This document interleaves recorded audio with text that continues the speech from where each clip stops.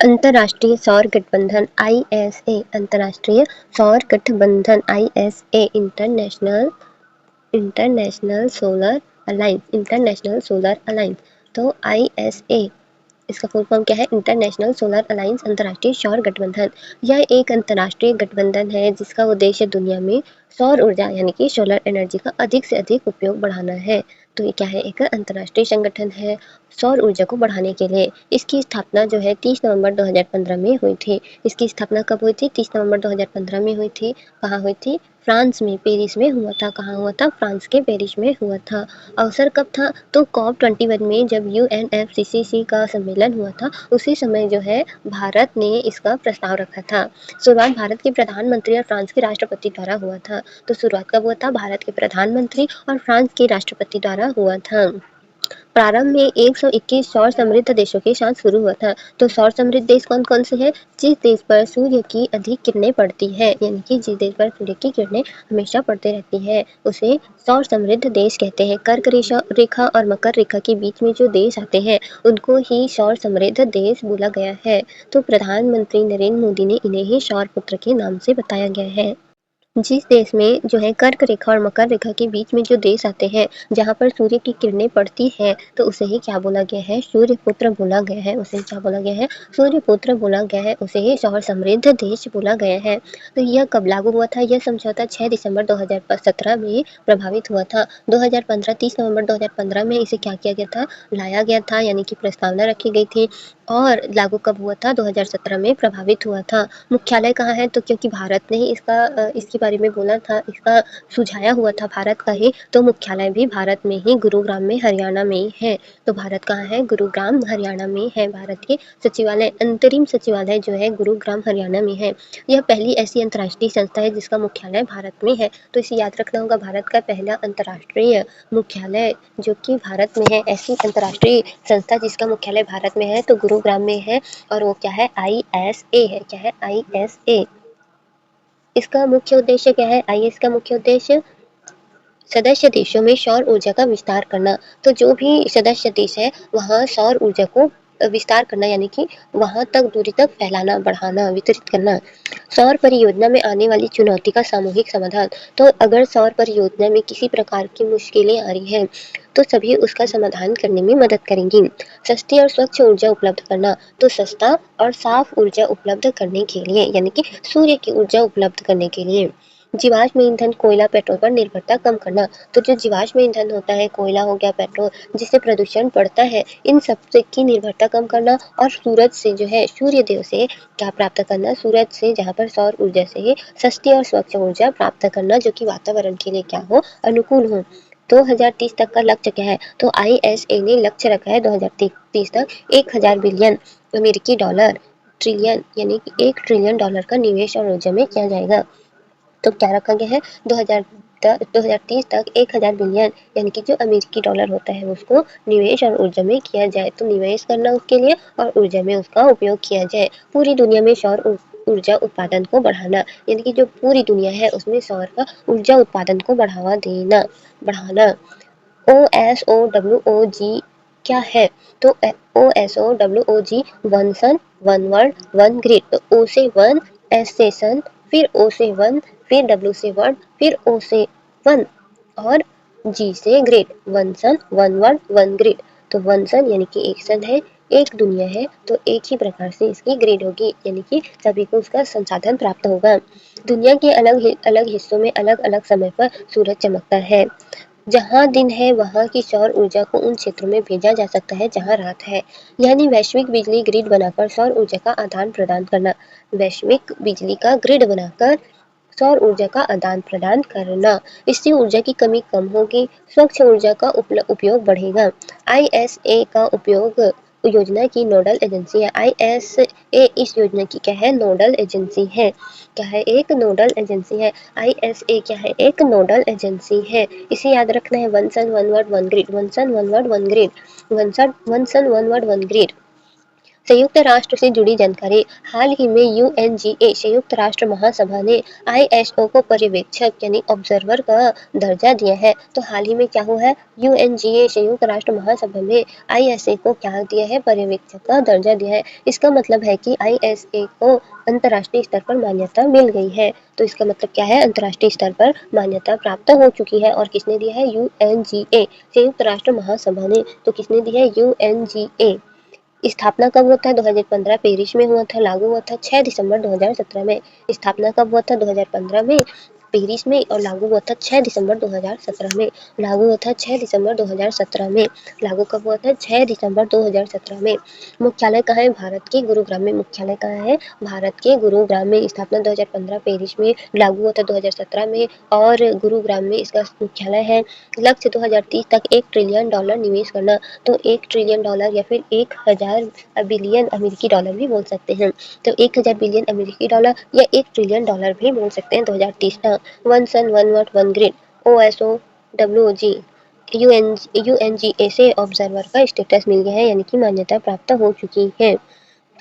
अंतर्राष्ट्रीय सौर गठन, इंटरनेशनल सौर अलायंस परिचय। अंतर्राष्ट्रीय सौर गठन आईएसए का अंतर सरकारी संगठन है। यह क्या है, इंटरनल गवर्नमेंट ऑर्गेनाइजेशन है। यह क्या है, एक इंटरनल गवर्नमेंट ऑर्गेनाइजेशन है, यानी कि अंतर सरकारी संगठन है, जिसका उद्देश्य सौर ऊर्जा के उपयोग को बढ़ावा देना है। तो इसका क्या उद्देश्य है, सौर की ऊर्जा को बढ़ावा देना है, उपयोग को बढ़ावा देना है। इसकी घोषणा भारत और फ्रांस द्वारा की गई थी।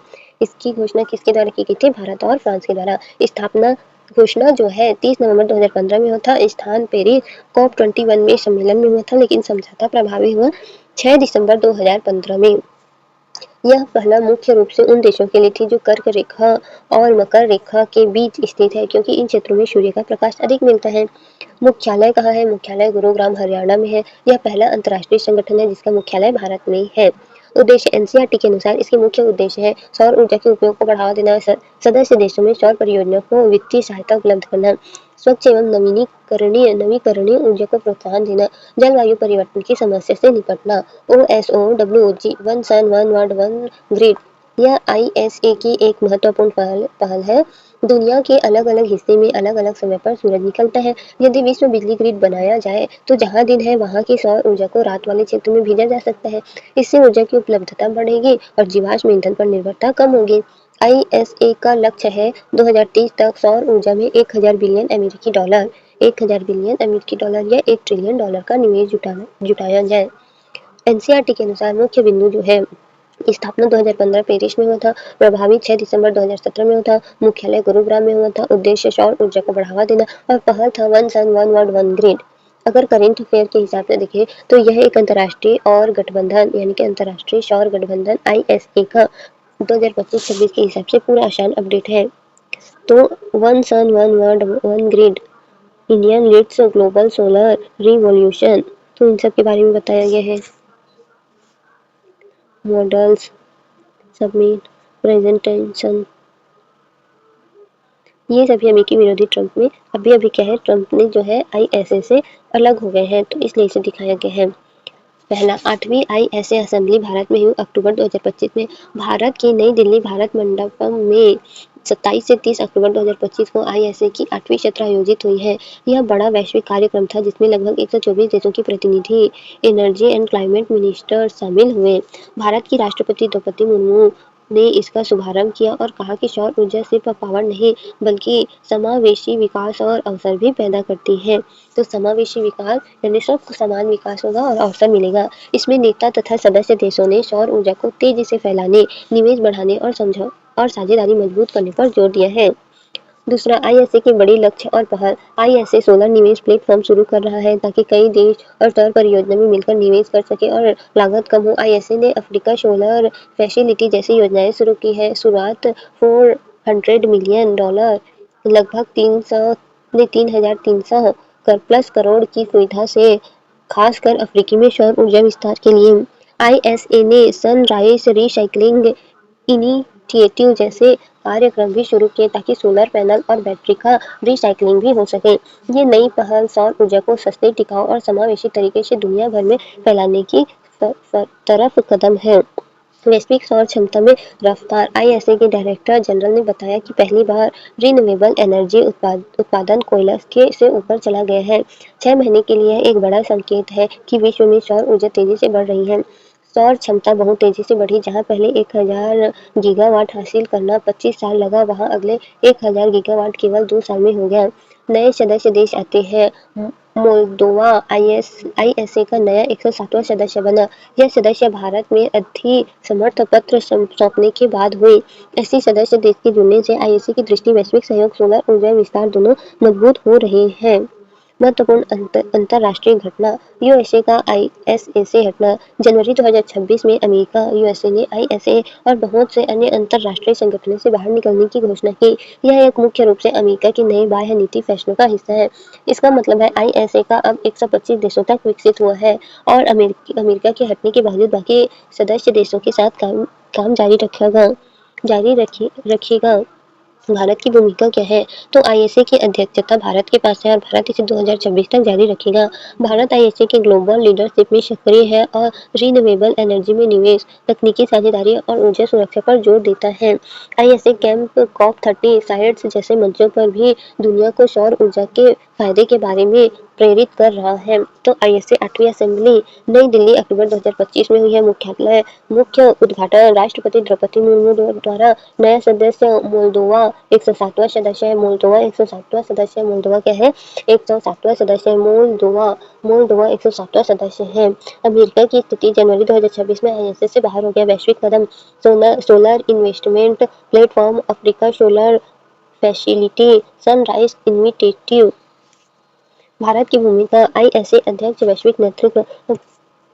तो अगर एमसीक्यू देखें, पीवाईक्यू देखें तो 2016 में आया था। इंटरनेशनल सोलर अलायंस की पहल किन देशों द्वारा की गई थी? तो किसके द्वारा की गई थी? भारत और फ्रांस के द्वारा की गई थी। पहला का आंसर होगा सी। 2021 में निम्नलिखित कथनों पर विचार कीजिए। आईएसए का मुख्यालय भारत में स्थित है। सही। आईएसए केवल उन देशों के लिए खुला है जो कर्क और मकर रेखा के बीच स्थित है। आईएसए का उद्देश्य सौर ऊर्जा के विकास को बढ़ावा देना है। तो पहले खुला था कर्क और मकर रेखा के बीच की स्थिति के लिए। उन देशों के लिए खुला है जो कर्क रेखा और मकर रेखा के बीच की स्थिति के लिए है। तो तीनों सही था। पहले तो तीनों सही था। D. One sun one world one grid का पहल का संबंध किससे है? तो सौर ऊर्जा और वैश्विक ग्रिड से है। सौर ऊर्जा और वैश्विक ग्रिड से है। आईएसए समझौता कब प्रभावी हुआ था? तो आईएसए का समझौता जो है 6 दिसंबर 2017 में प्रभावित हुआ था। मेंस टाइप में आया था। अंतर्राष्ट्रीय सौर गठबंधन आईएसए की स्थापना के उद्देश्य और वैश्विक जलवायु परिवर्तन से निपटने में इसकी भूमिका पर चर्चा कीजिए। तो हमारा आंसर हम चेक कर लेते हैं। पहला का आंसर होगा बी और हमने लगाया था सी। दूसरा का आंसर होगा सी, हमने लगाया था डी। स्टेटमेंट 2 गलत है। अब आईएस और सभी यूएन सदस्य देशों के लिए खुला है। तो अब क्या है? आईएस सभी यूएन सदस्य देशों के लिए खुला है। तीसरा सही है, सी आएगा और चौथा भी सही है, सी आएगा। तो संक्षिप्त बिंदु में अगर देखिए तो स्थापना 2015 में हुई थी। COP21 में उद्देश्य सौर ऊर्जा को बढ़ावा देना, स्वच्छ ऊर्जा को प्रोत्साहित करना। 2030 तक $1 ट्रिलियन निवेश या फिर 1000 बिलियन अमेरिकी डॉलर रखा गया था। OSOWOG के माध्यम से वैश्विक सौर ग्रिड जलवायु परिवर्तन कम करने और कार्बन उत्सर्जन घटाने में भूमिका। तो जलवायु परिवर्तन को कम करने और कार्बन उत्सर्जन को घटाने में इसकी भूमिका है। अब क्वेश्चन देखते हैं। नहीं, हमने जो गलत किया था वो क्वेश्चन देख लेते हैं। पहला, इंटरनेशनल सोलर अलायंस की पहल किन देशों ने की थी? तो आंसर था बी, भारत और फ्रांस ने की थी। तो ये सही है, भारत और फ्रांस ने की थी। और दूसरा था आईएसए का मुख्यालय भारत में स्थित है। हाँ, ये तो सही है। यू आईएसए केवल उन देशों के लिए खुला है जो कर्क और मकर रेखा के बीच स्थित है। तो नहीं, अब जो कर्क रेखा और मकर रेखा के बीच स्थित नहीं भी है उन देशों के लिए भी ये खुला होगा। आईएसए का उद्देश्य सौर ऊर्जा के विकास को बढ़ावा देना है। क्वेश्चन फर्स्ट, अंतर्राष्ट्रीय सौर गठबंधन आईएसए की स्थापना पेरिस में COP21 के दौरान हुआ था। तो हाँ, ये तो सही है। आईएसए एक संधि आधारित अंतर सरकारी संगठन है। तो हाँ, ये अंतर सरकारी संगठन है। आईएसए के सदस्य केवल उष्णकटिबंधीय यानी कि ट्रॉपिकल देशों द्वारा तक सीमित है। तो आंसर होगा, अब उस तक नहीं, सभी देशों के लिए ये खुल चुका है। तो आंसर होगा पहला और दूसरा, मतलब ए होगा। One sun one world one grid OSOWOG पहल के संदर्भ में निम्नलिखित में से कौन सा कथन सही है? इसका उद्देश्य विश्व स्तर पर परमाणु ऊर्जा ग्रिड बनाना है? नहीं, यह आईएसए के अंतर्गत वैश्विक सौर ऊर्जा संयोजन की अवधारणा है। तो आंसर होगा बी, दूसरा का बी होगा। सौर ऊर्जा होगा। आईएसए के संबंध में निम्नलिखित कथनों पर विचार कीजिए। इसका मुख्यालय भारत में स्थित है। हाँ। संयुक्त राष्ट्र महासभा यूएनजीए ने आईएसए को पर्यवेक्षक ऑब्जर्वर का दर्जा प्रदान किया है। हाँ, सही है। आईएसए का उद्देश्य है 2030 तक सौर ऊर्जा में 1000 बिलियन अमेरिकी डॉलर का निवेश जुटाना। तो तीनों सही है, तो आंसर होगा डी, तीसरा का डी। चौथा, निम्नलिखित में से कौन सा आईएसए के उद्देश्य से संबंधित है? तो सौर ऊर्जा परियोजना के लिए वित्तीय सहयोग बढ़ाना, जीवाश्म ईंधन के उपयोग को प्रोत्साहित करना, सदस्य देशों में तकनीकी सहयोग बढ़ाना। तो क्या था इसका उद्देश्य? सौर ऊर्जा परियोजनाओं के लिए वित्तीय सहयोग बढ़ाना। हाँ। जीवाश्म ईंधन के उपयोग को प्रोत्साहित करना नहीं, जीवाश्म ईंधन को प्रोत्साहित करना नहीं है, सदस्य देशों में तकनीकी सहयोग बढ़ाना। तो आंसर होगा 1 और 3, आंसर होगा बी। पांचवा, आईएसए के संदर्भ में निम्नलिखित कथनों पर विचार कीजिए। यह भारत में मुख्यालय वाला पहला अंतरराष्ट्रीय संगठन है। सही। इसका समझौता 6 दिसंबर 2017 को प्रभावी हुआ है। इसे विश्व बैंक द्वारा स्थापित किया गया था। नहीं, इसे विश्व बैंक के द्वारा स्थापित नहीं किया गया है। आंसर होगा पहला 1 और 2।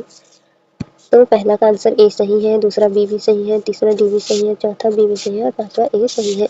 तो सारे आंसर सच सही है। मिनी टेस्ट देख लेते हैं एक बार। आईएसए की घोषणा निम्नलिखित में से किस सम्मेलन के द्वारा हुआ था? तो COP21 के द्वारा हुआ था। तो पहला होगा बी, पहला होगा बी। आईएसए के संबंध में निम्नलिखित कथनों में कौन सा कथन सही है? तो यह विश्व बैंक नहीं, यह डब्ल्यूटीओ का एक गठन है। यह संधि आधारित अंतर सरकारी संगठन है। तो आंसर होगा सी, दूसरा का सी होगा। आईएसए का मुख्यालय स्थित है नई दिल्ली में, नहीं गुरुग्राम में स्थित है। तो तीसरा का आंसर होगा सी। निम्नलिखित में कौन सा आईएसए का मुख्य उद्देश्य है? तो सौर ऊर्जा निवेश बढ़ाना आईएसए का मुख्य उद्देश्य है। तो आंसर होगा सी। आईएसए समझौता प्रभावी हुआ था तो 6 दिसंबर 2017 में प्रभावी हुआ था। One sun one world one grid का मुख्य विचार क्या है? तो वैश्विक सौर ऊर्जा ग्रिड बढ़ाना है। तो छठवां का आंसर होगा बी। आईएसए प्रारंभ में किन देशों पर केंद्रित था? तो उष्णकटिबंधीय क्षेत्रों के देशों पर था, लेकिन अब ऐसा नहीं है। आईएसए का 2030 तक का निवेश लक्ष्य लगभग कितना था? तो 1000 बिलियन डॉलर था। तो आठवां का होगा सी। निम्नलिखित कथनों पर विचार कीजिए। आईएसए को यूएनजीए से ऑब्जर्वर स्टेटस मिला। सही। आईएसए का मुख्य उद्देश्य जलवायु परिवर्तन से निपटना है। तो नहीं, जलवायु परिवर्तन से नहीं निपटना। आंसर होगा केवल ए, नौवां का ए होगा। आईएसए का संबंध मुख्य रूप से किस प्रकार की ऊर्जा से है? तो थर्मल, रिन्यूएबल। तो आंसर होगा 10वां का बी। आईएसए के संदर्भ में निम्नलिखित में से कौन सा सही है? इसका मुख्यालय नहीं, अमेरिका में नहीं है, भारत इसकी प्रमुख पहलकर्ता देश में से एक है। तो आंसर होगा 11 का बी। आईएसए की स्थापना का प्रमुख कारण था जलवायु परिवर्तन और स्वच्छ ऊर्जा। तो जलवायु परिवर्तन और स्वच्छ ऊर्जा सी होगा। OSOWOG पहल का उद्देश्य है ऊर्जा सुरक्षा, नवीकरणीय ऊर्जा को बढ़ावा देना। तो आंसर होगा 13 का सी, नवीकरणीय ऊर्जा को बढ़ावा देना। आईएसए किस प्रकार की संस्था है? तो इंटर गवर्नमेंट ऑर्गेनाइजेशन है। चाहे इंटर गवर्नमेंट ऑर्गेनाइजेशन है, सी होगा। 15, आईएसए के संदर्भ में निम्नलिखित में से कौन सा कथन गलत है? तो यह सौर ऊर्जा बढ़ावा देता है, इसका मुख्यालय भारत में है। तो सौर ऊर्जा को बढ़ावा देना है और मुख्यालय भारत में भी है। गलत पूछा है। इसे आईएमएफ द्वारा स्थापित किया गया था। नहीं, इसका उद्देश्य है निवेश बढ़ाना। तो इसका आंसर होगा 15 का सी, क्योंकि ये आईएमएफ द्वारा स्थापित नहीं किया गया है। अब 16, आईएसए का संबंध निम्नलिखित में से किस अंतर्राष्ट्रीय समझौते से अधिक निकट है? क्योटो प्रोटोकॉल से, पेरिस एग्रीमेंट से, मॉन्ट्रियल प्रोटोकॉल से या रामसर कन्वेंशन से? तो इसका था क्योटो प्रोटोकॉल से। नहीं, पेरिस एग्रीमेंट से था। 16 का आंसर होगा बी। आईएसए का प्रमुख फोकस क्षेत्र है सोलर टेक्नोलॉजी कॉर्पोरेशन। तो सोलर टेक्नोलॉजी कॉर्पोरेशन था। 17 का होगा बी। निम्नलिखित में कौन सा कथन सही है? आईएसए केवल एशिया के देशों के लिए खुला है। अब सभी यूएन सदस्य देश के लिए खुला है। तो आंसर होगा बी, 18 का बी। आईएसए का उद्देश्य निम्नलिखित में से क्या करना है? तो सौर ऊर्जा, नवीकरणीय ऊर्जा निवेश करना है। तो 19 का होगा सी। आईएसए की पहल भारत के किस नीति से सीधे जुड़ी है? तो इसका है क्लाइमेट डिप्लोमेसी। तो आंसर होगा बी, 20 का आंसर होगा बी। पहला का बी है सही, दूसरा का सी सही है, तीसरा का भी सी सही है, चौथा भी सी, पांचवा भी सी सही है। छठवां का बी है। छठवां का क्या है? बी है, बी भी सही है। सातवां और आठवां सी दिया है, सातवां आठवां सी दिया है। नौवां का सी दिया है, हमने ए लगाया है, तो नौवां चेक करना पड़ेगा।